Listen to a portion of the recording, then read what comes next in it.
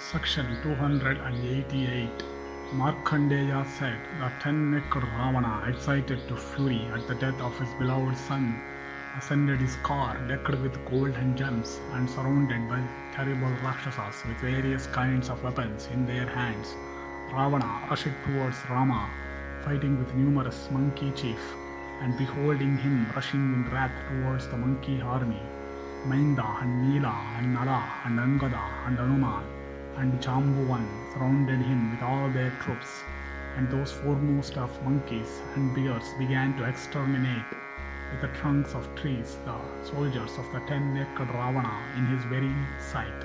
And beholding the enemy slaughtering his troops, the Rakshasa king Ravana, possessed of great powers of illusion, began to put them forth.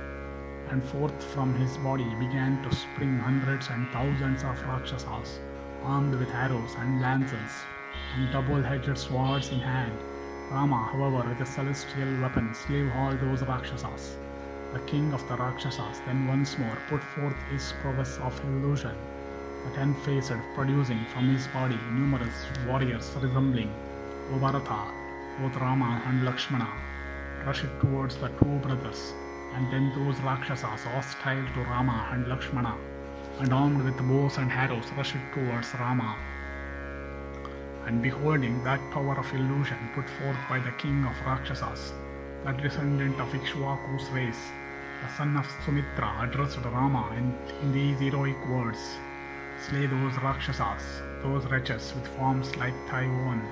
And Rama thereupon slew those and other Rakshasas of forms resembling his own. And that time Mathali, the charioteer of Indra, approaching Rama on the field of battle with a car effulgent as the sun, and on to which were yoked horses of a tiny hue.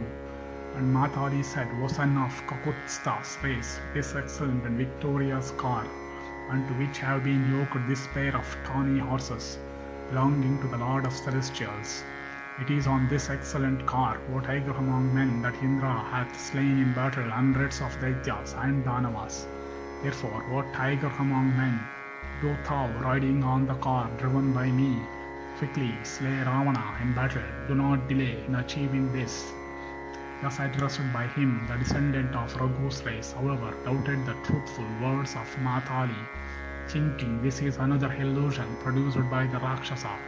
Vibhishana then addressed him, saying, "This, O tiger among men, is no illusion of the wicked Ravana.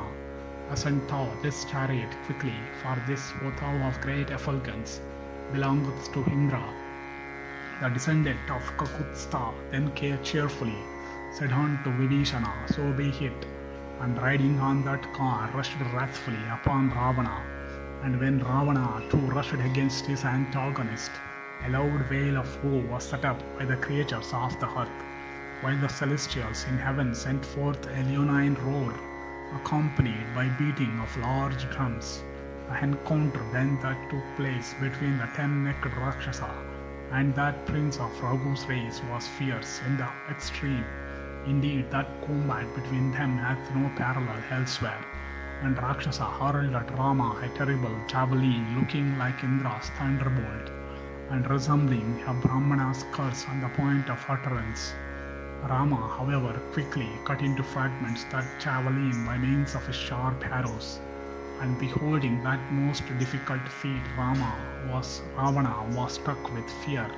But soon his wrath was excited, and the ten-necked hero began to shower on Rama whetted arrows by thousands and tens of thousands, and countless weapons of various kinds, such as rockets and javelins and maces, and battle axes and darts of various kinds, and shatagnis and whetted shafts.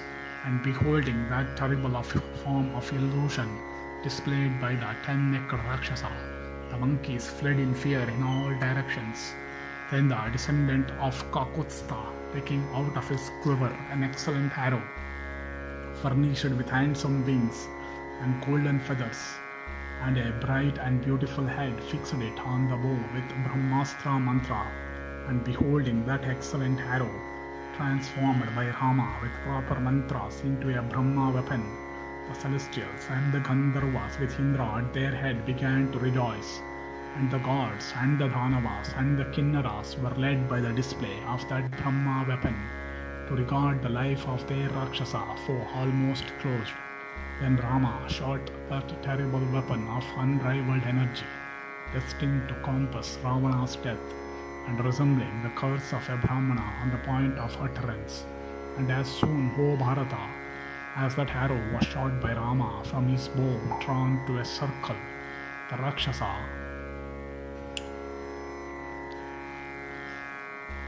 king with his chariot and charioteer and horses blazed up, surrounded on all sides by a terrific fire, and beholding Ravana slain by Rama, famous achievements, the celestials with the Gandharvas and the Charanas rejoiced exceedingly, and deprived of universal dominion by the energy of the Brahma weapon, the five elements forsook the illustrious Ravana and were consumed by the Brahma weapon, the physical ingredients of Ravana's body.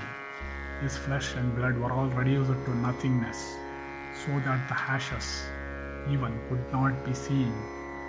Thus endeth section 288 in the Draupadi-harana Parva of the Vana Parva.